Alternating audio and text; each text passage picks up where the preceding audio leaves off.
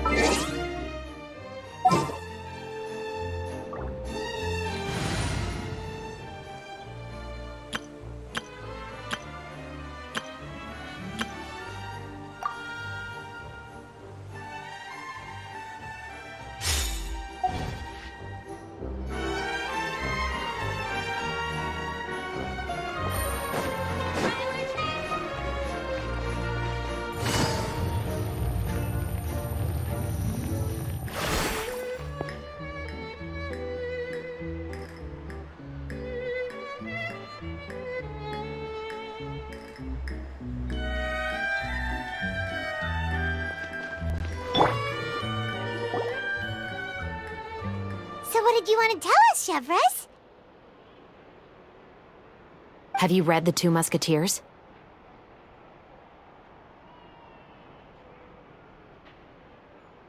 The story is about a pair of children born into the household of a baron, and their struggle to survive together and take revenge for their mother. They were raised at the baron's estate, where their mother worked as a maid. The two were illegitimate children that the baron had with the maid, so they were never treated well by anyone. One day, upon returning home, they found their mother had been murdered and left dead on the floor. It was quite evident that the culprits were the other members of the baron's household, who never had any kind words to say to them. However, the baron was able to exert his influence and keep the whole thing under wraps. The mother's death was eventually deemed as a suicide, and there was no chance of bringing her murderers to justice. The two siblings decided to flee and someday avenge their mother. Many years later, members of the baron's family suddenly started turning up dead one after the other, all killed by gunshot. A rainbow rose was found on each of the victims' bodies, being the flower that the kid's mother liked best. The baron believed that the mother's soul had come to take vengeance on him, so he lived in fear each day. But it was actually those two siblings who had fled all those years ago. They relied on each other to survive and trained day and night, eventually becoming adept musketeers. They used all of their abilities to collect evidence and clues before executing their plan and exacting revenge on the baron.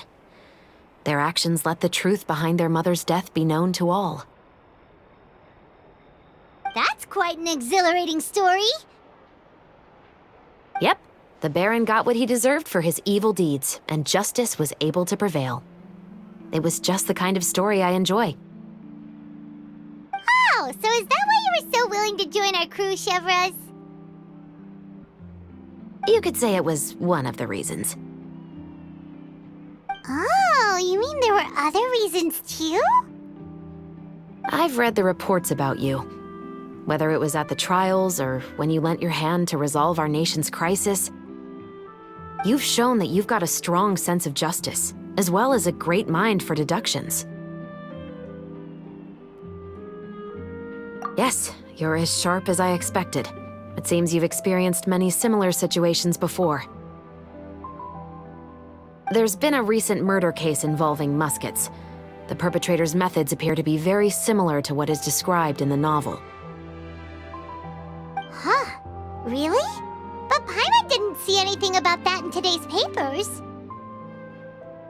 The Marechaussee Phantom hasn't yet released any information to the public because the investigation is currently at a standstill. The murderer is extremely cautious. A murder involving firearms? But not that many people use those in Fontaine, right? Impossible. We perform a routine inspection of our firearms and ammo reserves every day. If one of the weapons had been fired, it would stick out like a sore thumb. Besides, I trust the members of my platoon. However... well, that's all I can disclose about the case today. Huh? What do you mean? I hope you all can go back and get some shut-eye. You can decide tomorrow whether or not you'd like to join the investigation with me. I'm aware this might not be the ideal time to add more to your plate, but the more capable people we have, the better the chances that justice will prevail. Carrying out investigations isn't actually supposed to be our responsibility. Our job is to apprehend the perpetrators. Finding them is really up to the Marechaussee Phantom.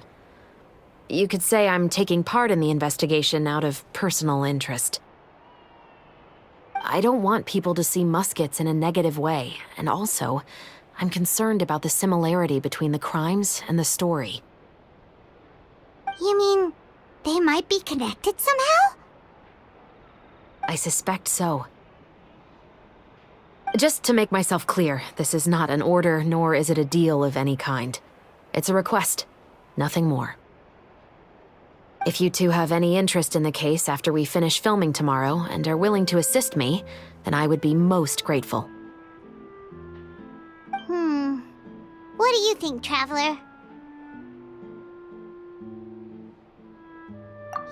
you're right. Paimon's getting a little tired, too. We've really been hustling all day. You'd better head back and get some rest. It's good to keep a calm mind, especially when you're about to make an important decision. Otherwise, when the moment comes, you might end up like that shopkeeper and not even realize that the right choice is right there in front of you.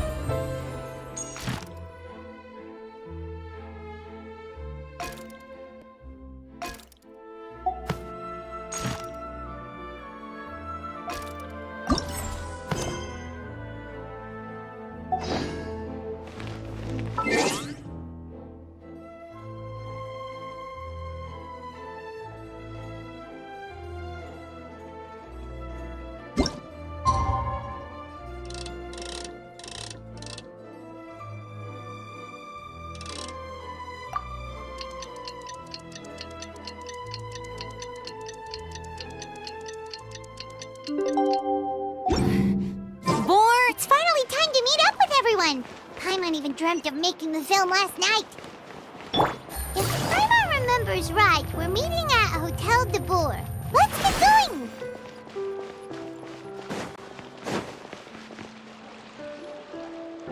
Ayaka! Yoimiya! You're already here! Good morning. Xavier said yesterday afternoon went well. Yeah, and how about you, Ayaka? What were you up to yesterday? After we split up, Ayato went to see Udex Nervillette at the Palais Marmonia. I was originally thinking of going with him, but he said he could manage it himself. He told me to go see the sights around Fontaine and to enjoy the local culture. So I rode the aqua bus with Yoimiya and visited the Opera House on Aranias Island. Yeah, you wouldn't believe what we saw there! 2 mechanical puppets that were dancing together! You've already seen them, right?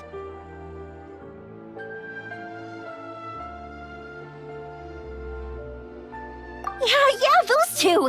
Amazing, aren't they? We sat and watched for quite a while. It was mesmerizing, like we could keep watching them forever. Oh, it was the same for us the first time we saw them, too! Afterwards, we went swimming at the beach! Well, diving, to be exact. It was the first time I ever breathed underwater! held Ayaka's hand and we counted down together. 3, 2, 1, and then splash! We were beneath the waves.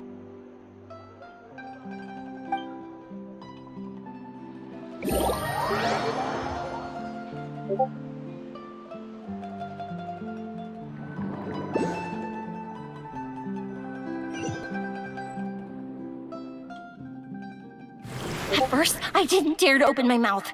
But once I couldn't hold my breath any longer, I decided to take a big breath in. Turns out the water wasn't as salty as I imagined. It didn't really taste like anything at all. Before I knew it, I was breathing like normal down there. It was an amazing feeling. Ayaka said I was too nervous and needed to loosen my grip. She got used to everything way faster than I did. I knew that the Traveler could do it, so I had no doubt we could do it too. That helped me feel at ease as soon as we dove in. The underwater world in Fontaine truly is beautiful.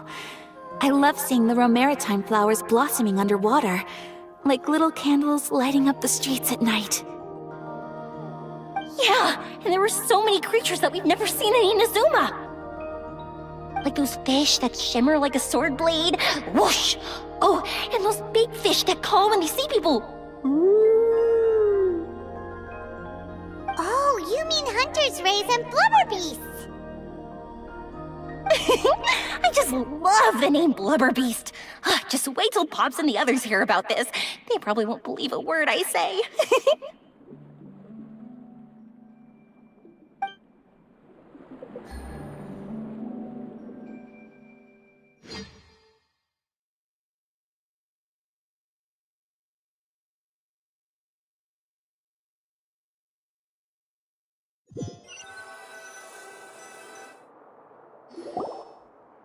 Yoimiya was down there for quite a while. It was dark before we finally rode the aquabus back to the city. I figured she'd want to sleep in today. Yeah, even I was worried I wouldn't be able to get up. I still felt like I was drifting in the waves when I went to sleep last night. But as soon as I woke up today, I remembered that we'd all be shooting a film together, and I was ready to go. Speaking of the film, where's everybody else? My brother and Xavier were speaking to the restaurant owner about using the place as a filming location. They should be here soon. As for the others, We're here.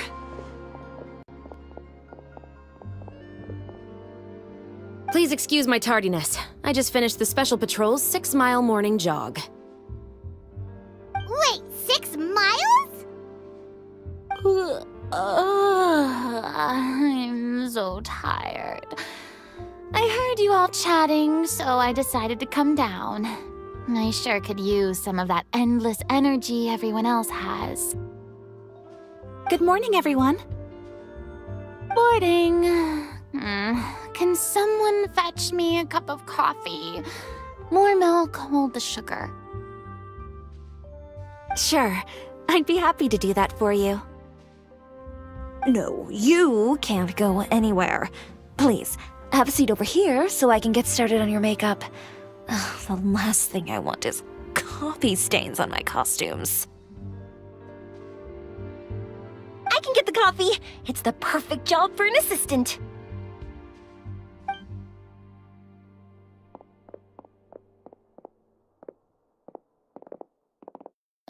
So much energy. Seriously, what's her secret? Oh, Yoimiya's always like that. But you sure look exhausted, Farina.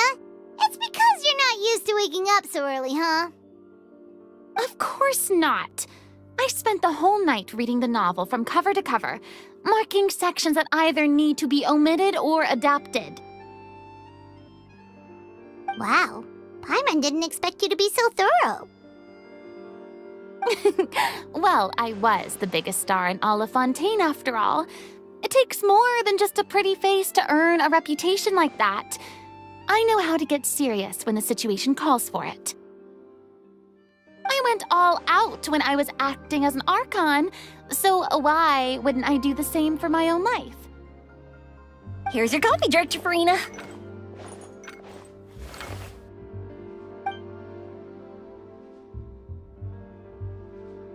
Thank you. The sound of being called director and the aroma of coffee feels almost as refreshing as hearing the birds chirping in the morning. Ah, it seems everyone has managed to arrive on time.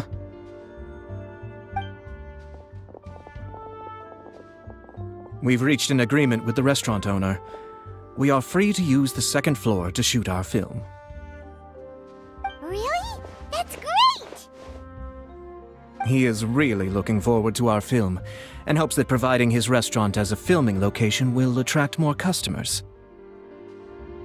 Well then, Mr. Xavier, I'll leave the rest to you. Okay, thanks. First, I'd like to introduce our new members. This is our prop manager, Veronique. She'll be in charge of all the film's props and items. And this is Bono, our lighting technician. He'll be in charge of lighting and illumination to set up each scene's atmosphere. Wow. Sure feels like we have some real professionals joining the crew now. First of all, please allow me to first express my sincerest gratitude to everyone in the crew. When my investor informed me yesterday that he wouldn't be able to provide the funds, I really thought that this was the nail in the coffin for this film. I had no idea that I'd find so many people willing to help me on such short notice. Thank you. Thank you all from the bottom of my heart. No need to be so cordial, Mr. Xavier. We're all honored to be a part of this. Your works made a profound impression on me when I saw them back in Inazuma. I am sure that someday, this film will be remembered as a prime example of cultural exchange between Fontaine and Inazuma. Yes, the story is the reason I agreed to join. I can't bear to even imagine what this film would look like without the very best director. Anyway, I would like to make a promise to everyone that as the producer of this film, I'll do whatever I can to ensure that everything goes as smoothly as possible. This is not just my film. It also embodies the thoughts and feelings of every person here, as well as the endless effort we are about to pour into it. So, without further ado, The Two Musketeers will officially begin filming now! You may take it from here, Director Farina. All right, listen up, everyone. The first scene takes place when the two young musketeers are living at the Baron's home, still unaware of all that is about to happen to them. We'll need props and lighting to set the scene. Our lead actors can go get their makeup done, and extras, please take this time to go over your positions. Whoa. Seems Farina's really kicking things into gear as the director. Is everyone clear? I don't want anyone traipsing around the set like umbrella finches. All right, cameras will start rolling as soon as the set is ready. Let's make a film that'll make some serious waves in Fontaine. Not the kind of waves that drown people. I mean, the good kind of waves.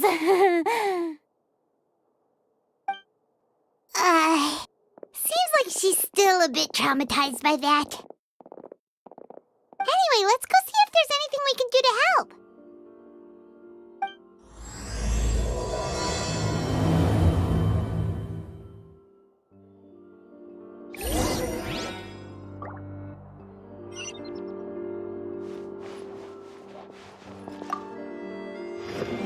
How about here? A little more to the left. You got it. Hey, Mia, do you need a hand? No, I'm fine. You know, doing the lighting is kind of like designing a fireworks show. It's interesting to imagine what kind of atmosphere the lights will create. I heard that the Traveler will be operating the camera and Paimon will be the clapper loader, right? Those rules are just perfect for the two of you. Really? Is that because it'll be easy for Paimon to hold the clapperboard while flying?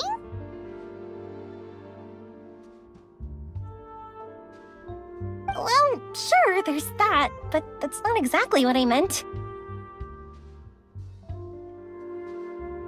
I just think that after all your journeys together, you two must have developed a super close bond and just naturally know how to work with each other. If I'm not mistaken, the director will want the cameras rolling as soon as the clapperboard goes clack. Oh, I see! It's amazing to see the magic behind filmmaking. Yumiya, we need lights over there, too. Oh, on it! I've got to get back to work. Chat with you later. Oh, it's exciting to see so many people working together to bring the film to life.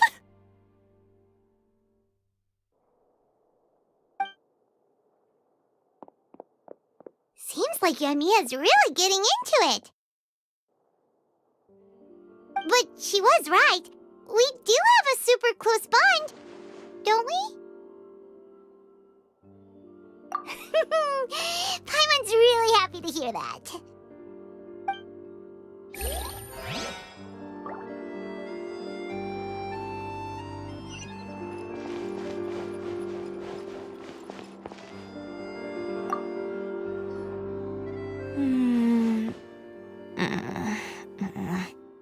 Ayaka has mentioned you to me before. She said that you two were great friends when you were kids. No talking. I'm thinking about how to do your eyeshadow. Ah, yes.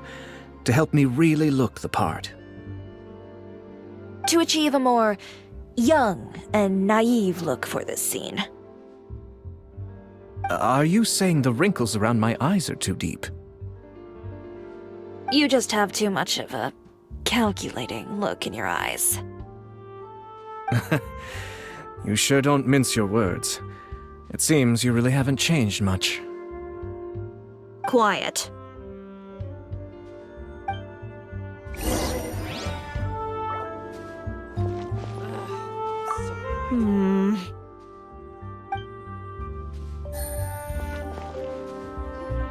So, this is a real musket? No, it's just a prop weapon. Not bad. Have you seen a real musket before? Only in books and newspapers. I made this one based on the relative shape and proportions I saw in reference images. When we're filming, some special gunpowder will be applied around the muzzle, which will help create the flash and smoke effects of a real gun being fired. Which means it'll be up to the actors to portray the recoil. That's right. The sound effects for gunshots will also be added in post-production. Thank you, Veronique. I think I know where to start now. However, the musket's gears and firing pin could still use some work. Adding some wear on the metallic components will make them appear more realistic. Also, be sure to rub the muskets with some oil each time before we start shooting. That'll give the impression that the firearms have been well-maintained. Good point. You seem to know a lot, Miss Chevres. I assume you use these types of firearms on a regular basis? Yes, I perform routine maintenance on my weapons every day. Just like we as people need to eat and sleep, muskets need to be cleaned and maintained. I also perform similar care for my sword every day, and familiarize myself with its shape and weight, to the point where it feels like a natural extension of my body. Yes, this way, our weapons will never betray us in the heat of battle. Yes, well said. It seems we have the same philosophy on this topic. Oh, sounds like they found a common interest to talk about. Though these props differ from the muskets I use, I can still give you some pointers. Good. I look forward to your instruction. First and foremost, never point the weapon at anyone, regardless of whether it's a real or prop weapon or whether you're holding it or it's on the table. This holds for any time when you're not actively engaging an enemy. Okay, understood. When aiming the musket, extend your arm so that it's level with your shoulder, and use your eye to look down the weapon's sights. Like this? Not bad. Now, try saying your lines. This is the end of the road for you. Good. Now turn your body a little.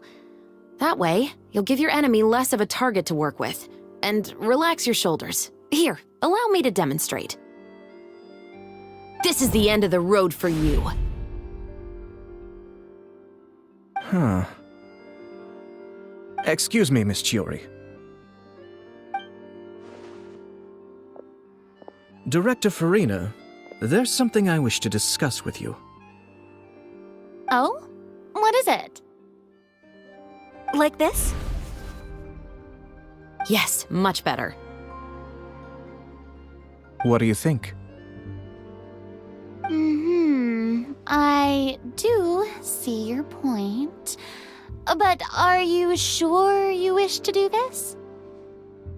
I believe it would be most fitting. Well, if you insist. All right, I understand.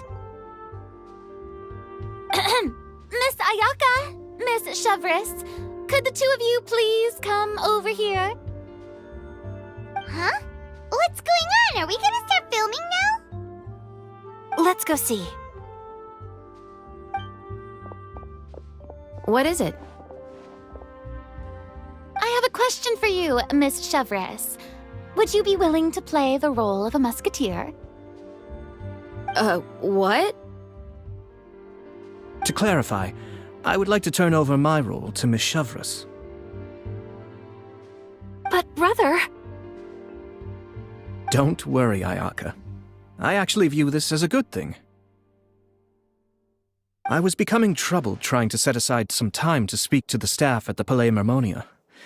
I would like to have some conversations about the cultural exchange between our two countries, and I've heard that the bureaucratic process here can get rather complicated. Now, I will be able to focus on my work. Besides, you also know that I'm not really one for public performances.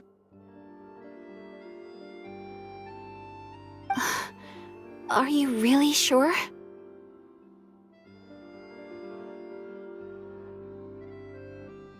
From a director's point of view, I also felt like the relationship between the two musketeers in the original story could be improved.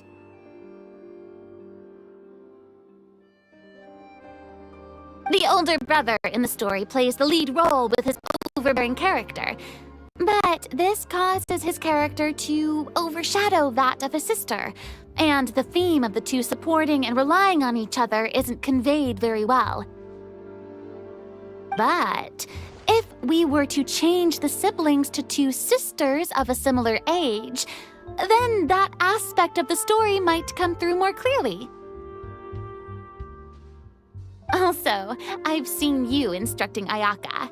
That cold and dignified personality is exactly what we need for the older musketeer.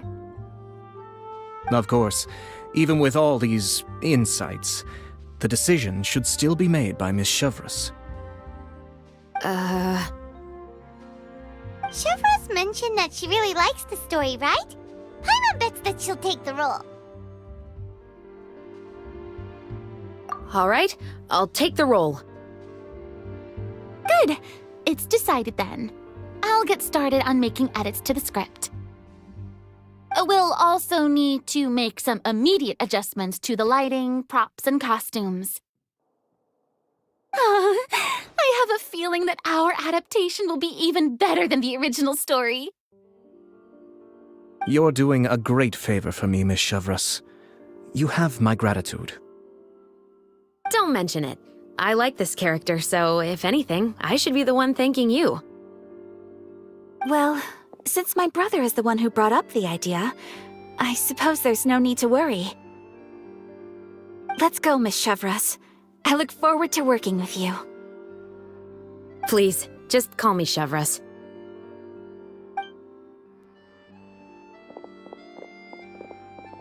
Seems like you're really going out of your way to solve the problem I was having with your makeup. Surely you jest, Chiori. I assure you that I was mostly motivated by a desire to spend more time on formal business. Oh, come on. You really think I'd buy that?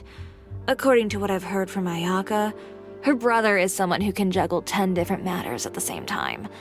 I'm sure you have other reasons for backing out. Perhaps.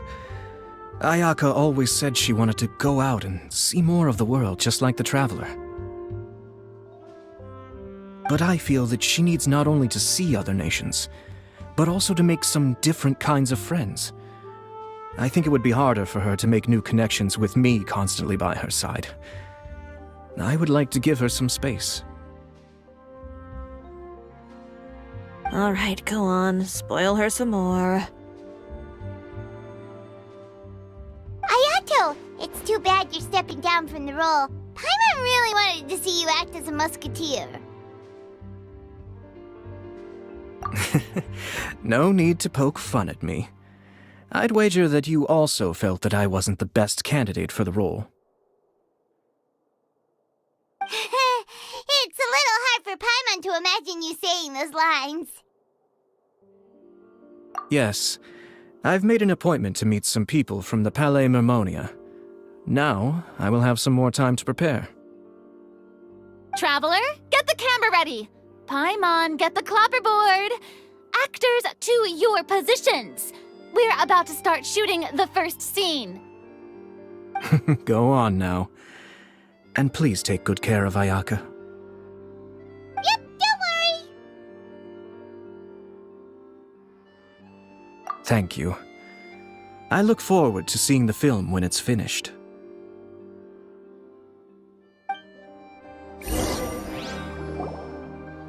All right, now that we're all here, let me help set the scene for everyone.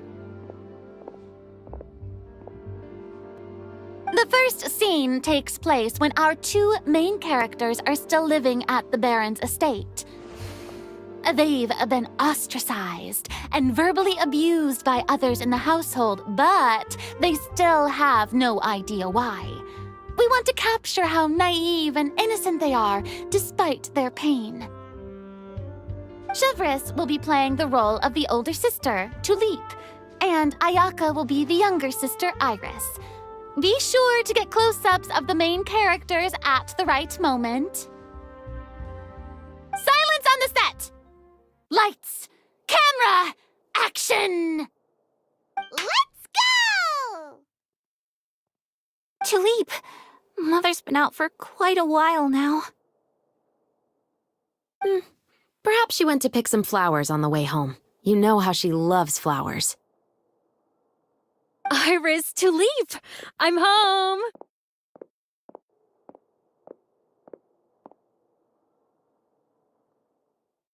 Mother! You were out for so long, we were beginning to worry about you. Oh, I'm sorry, but I'm back now, safe and sound. Here, I brought your favorite treat, apple turnovers. Mother, what are those bruises on your hand?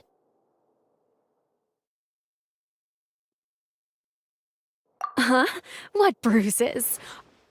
Oh, I must have bumped into something while I was working yesterday. But I didn't notice them this morning. Then perhaps they're from when I accidentally tripped when I was out just now.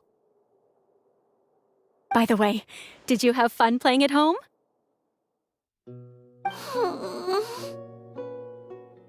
What's the matter, Iris? Well, we've realized that no one really wants to play with us. They even took Iris's doll and spat at us.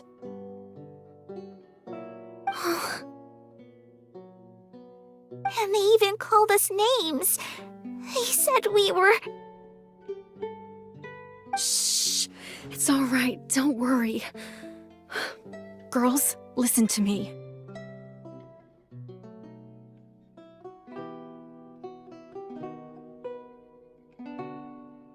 It doesn't matter what anyone says. Don't listen to them. No one can define you with such words.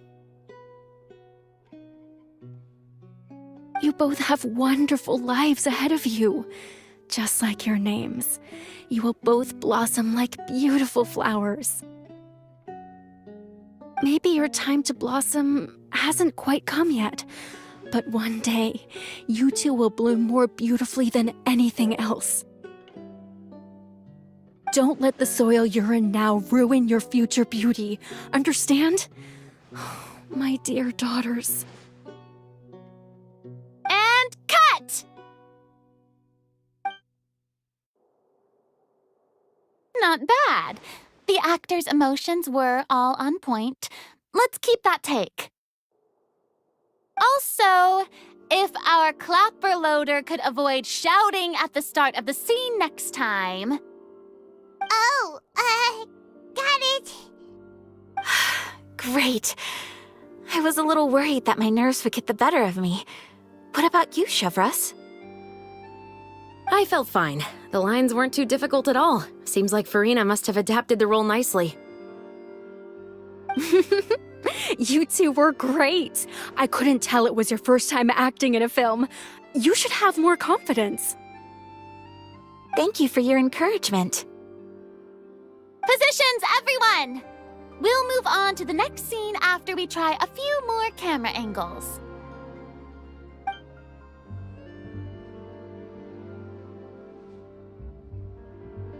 This scene is when our two characters return home, only to discover their mother has been murdered.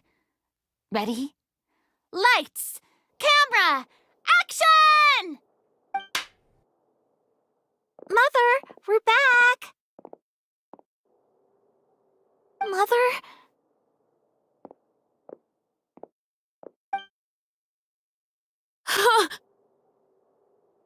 What's wrong, Tulip? Iris, stay away! Huh? Why? What's... Mother! Mother... She's...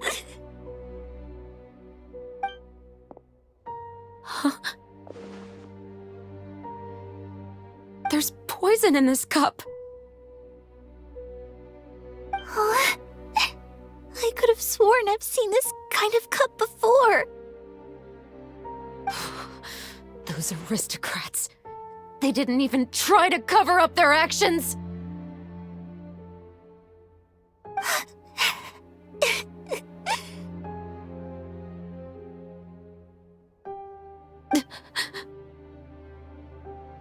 Iris, we need to leave this place.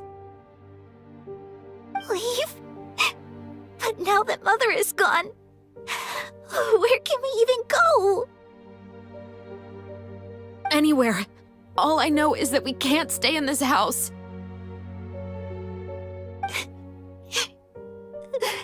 But are we just going to let them get away with this? We'll have our revenge, I promise you. Just not right now.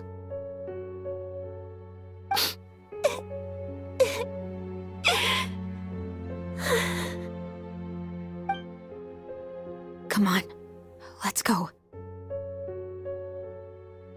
No, wait. We can't just leave Mother here like this. At least let me leave this rose with her. That's why we went out in the first place. To buy her this flower. All right. Goodbye, Mother. We'll avenge you. Someday. And cut! Beautiful! Great performance! Oh my, you're so amazing, Ayaka! And were those real tears I saw? How did you do it? I was surprised too.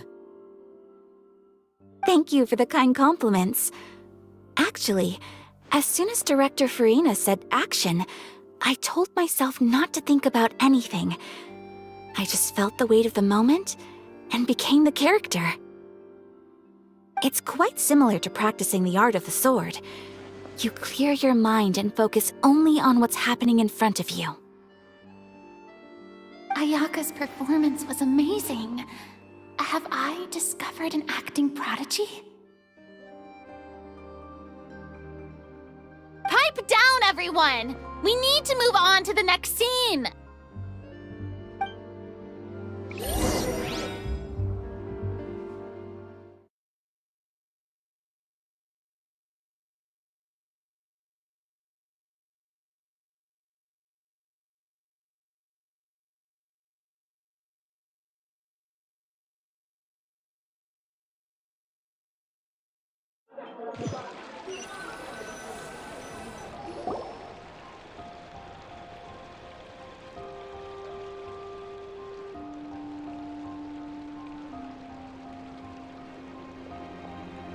Huh?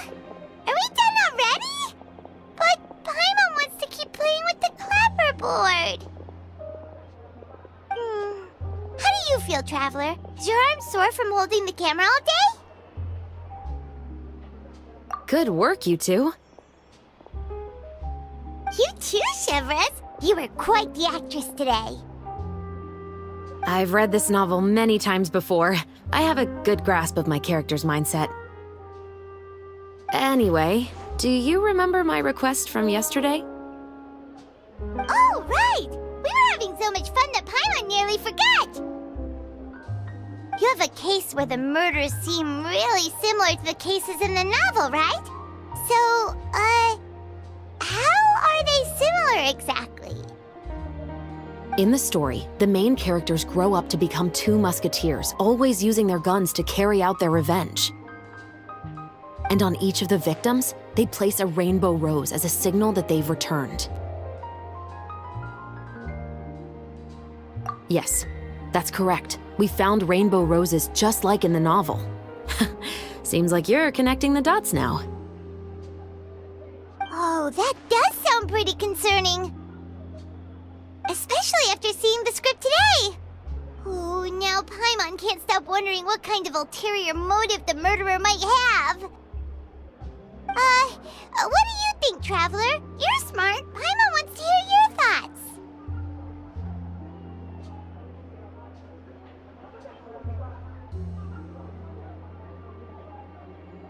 Good. On behalf of Fontaine's Special Security and Surveillance Patrol, thank you for your dedication to justice. There's no time to lose. We should start investigating right away. Follow me.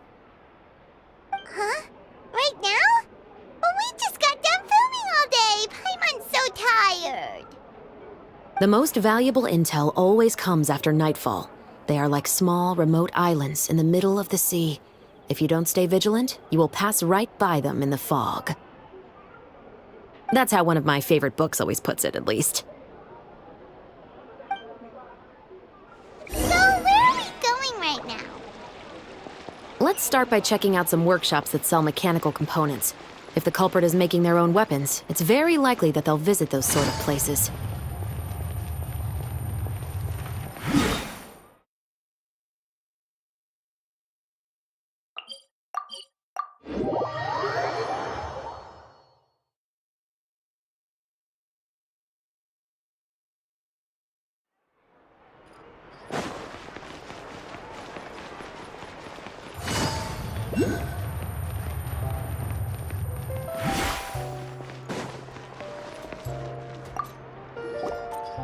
Welcome to LeChaux's Clockwork Workshop. How can I help you? Hello. I'd like to know if anyone has purchased some special components lately. Special components? Sorry, could you be more specific? I mean the kind of components that aren't typically used for clockwork toys, but for firearms. Huh? For firearms? No, we don't sell those sort of things here. Don't misunderstand. I'm not here to cause any trouble.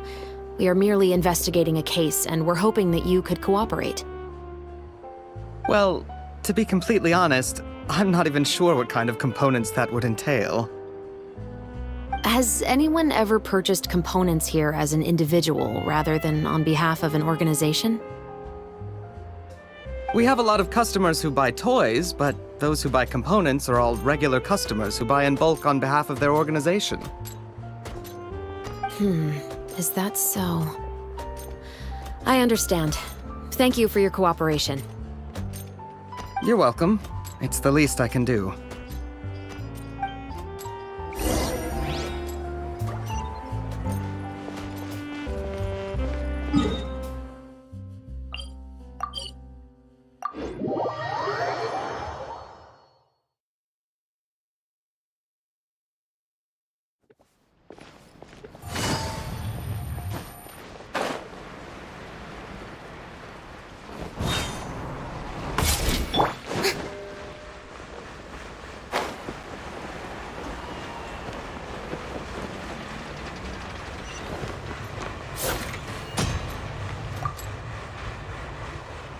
Oh, hey, Chevris.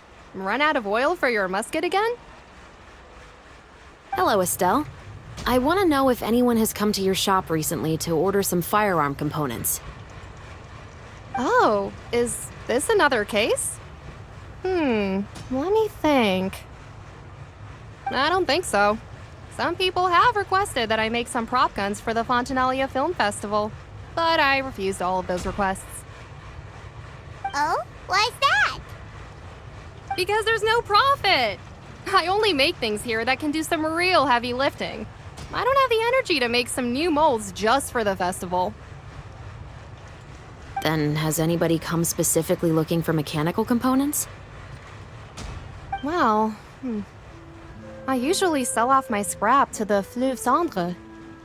I don't typically give them to one specific person. I understand. Thanks for your cooperation. Don't mention it. Always happy to have the Musketeers' patronage. Seems like we haven't found any leads to go off yet. Yeah, unfortunately. All right, let's head to Fleuve Cendre next. Huh? Are you sure? People might not be so thrilled to see the captain of the special patrol there. You think so, huh? Then I guess you don't know. Huh? Know what? That I grew up in Fleuve Cendre.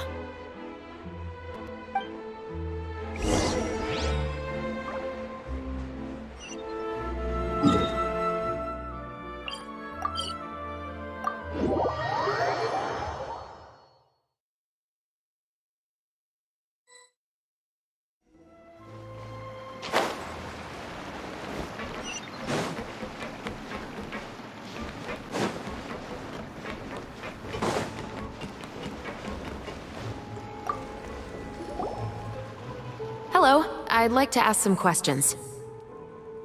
I don't know anything. Don't worry, I'm not here to arrest anybody. You say that now. It's the truth. Here, take this as my guarantee. Wait, did Paimon just see what she thinks she saw?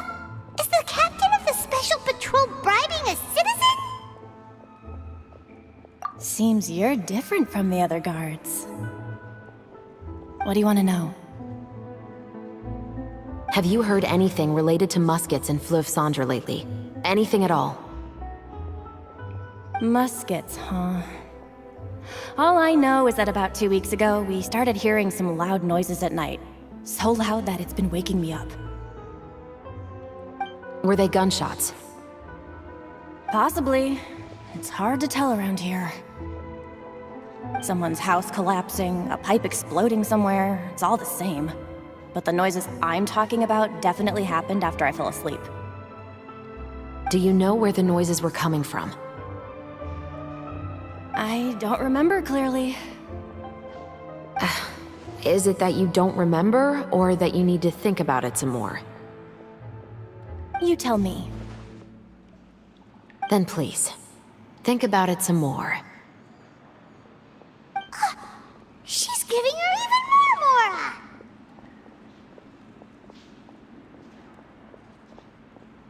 The noises came from the end of the southern waterway. I came out and had a look for myself when I wasn't sleeping well, but I didn't dare get too close.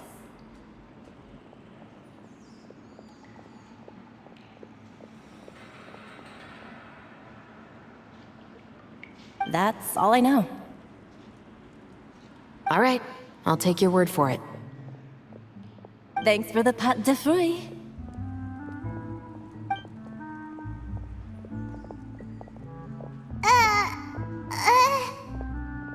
No need to be surprised. I grew up here, remember? I know how to get people around here to talk. My apologies, I'm all out of sweets. Though I do have some other tempting snacks in my custody. Fries, fried chicken, and even onion rings. But taking care of junk food is my responsibility. You're better off sticking to your normal, nutritious diet. Now then, let's keep going.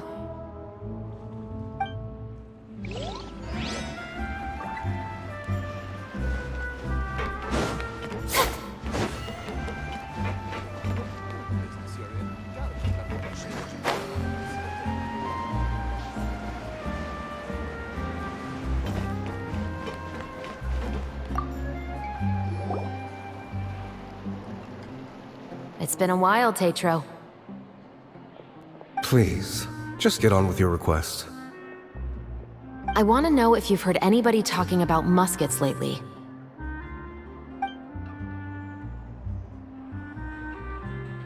Information isn't free, you know.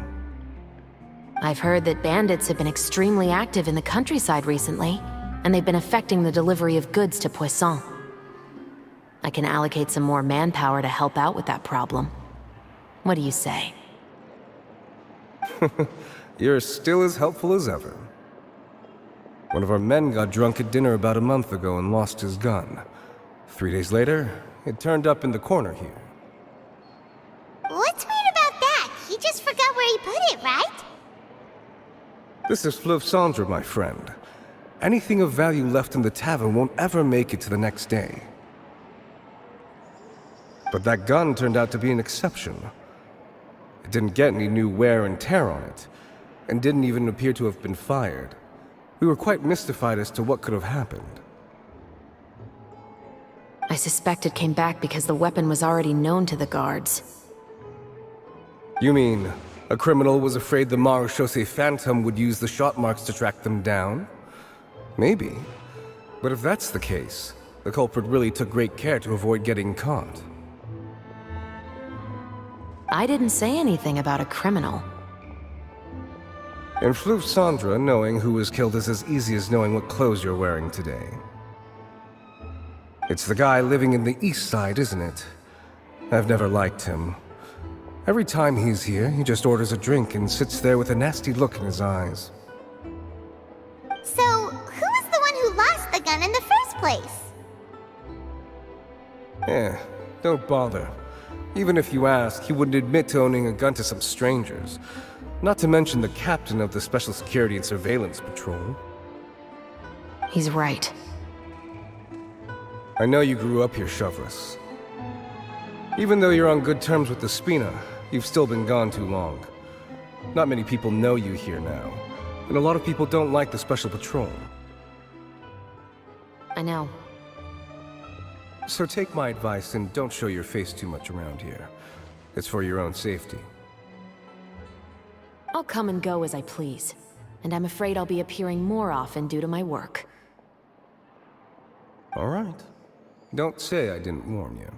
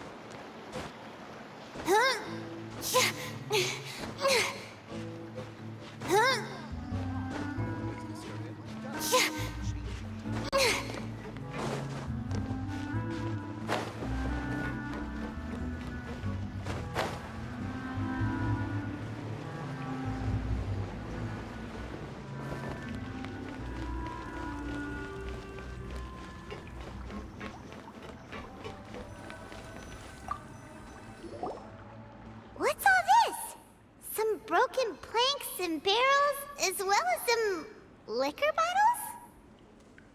Yes, but have a closer look, Paimon. Even though somebody has purposefully tried to clean them up, these are obviously marks from musket bullets. In other words, someone was here trying to improve their shot. They were using the barrels and bottles for target practice. Could it have been the killer? Your guess is as good as mine. Although many people at Fleuve Cendre own guns, few hide the fact from others. And even fewer would go to such lengths to hide markings from practice shots. Anyway, let's go. There might be more to this.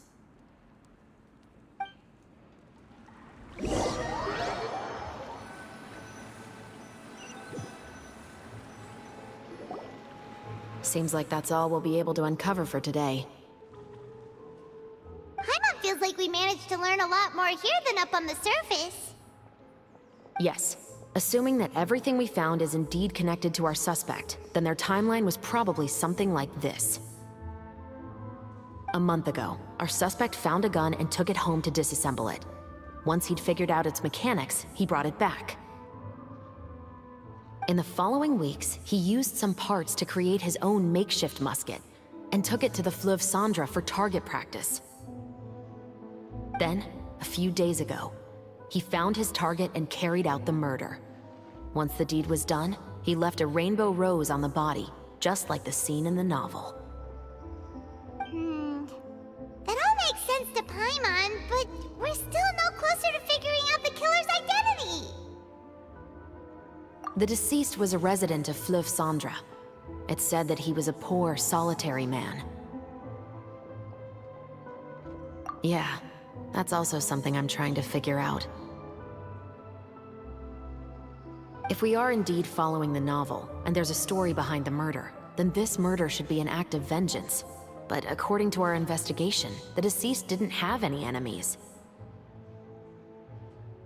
He was no saint, but no one's heard of a rival who hated him enough to shoot him dead, much less care to leave a rose on his body. What message is the killer trying to convey, and to whom exactly? We've thoroughly investigated that possibility. He claims to have spent the whole day at the Opera House on the day of the murder, and the staff there have confirmed his account. Okay, so he has an alibi. Not only that, he lacks a credible motive as well. He has a family of his own, and both of his parents are still alive. I've looked into his records. He was adopted at the age of 6, and all the proper procedures were followed. There are also records of him at an orphanage before then. In the story, the mother of the 2 musketeers was murdered after the children turned 10. Of course, he could have changed the children's ages, but I don't want to assume anything without evidence. More importantly, I've also had a chat with him in person. He didn't seem like the kind of person who would pull the trigger to kill a man. Then, what should we do now? We have all this new information, but it doesn't help us move forward. Investigations take time. I didn't expect us to catch the culprit in just a single day. How about this? Let's spend the next few days filming with the crew. We can continue the investigation once we're done with the film.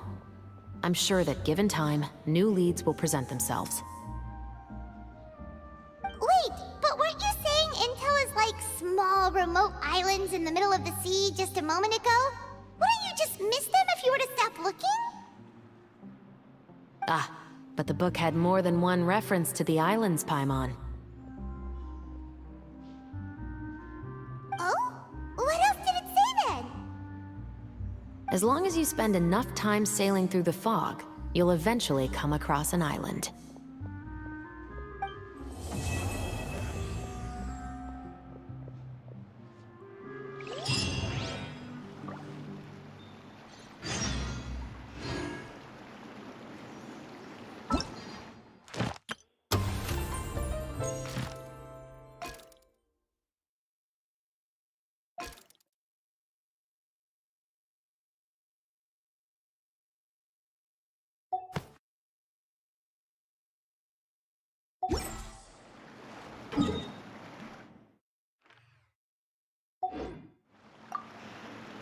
What? Never thought that the captain of the security and surveillance patrol could come from the Fleuve Cendra? You mean rising through the ranks? It was a struggle, for sure. But as long as you can distinguish yourself through your accomplishments and skills, you'll eventually be recognized for your worth. If you look at it another way, my life at Fleuve Cendra has actually taught me a lot of valuable skills. Skills like how to barter with criminals or how to think in their shoes. Of course, I'd appreciate it if you could keep this a secret between us.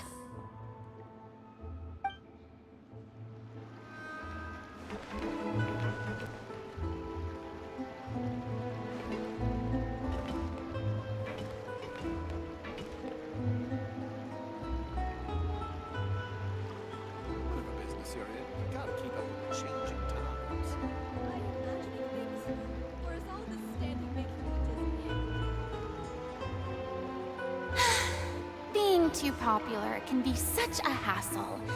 Who knew the people would adore me so much?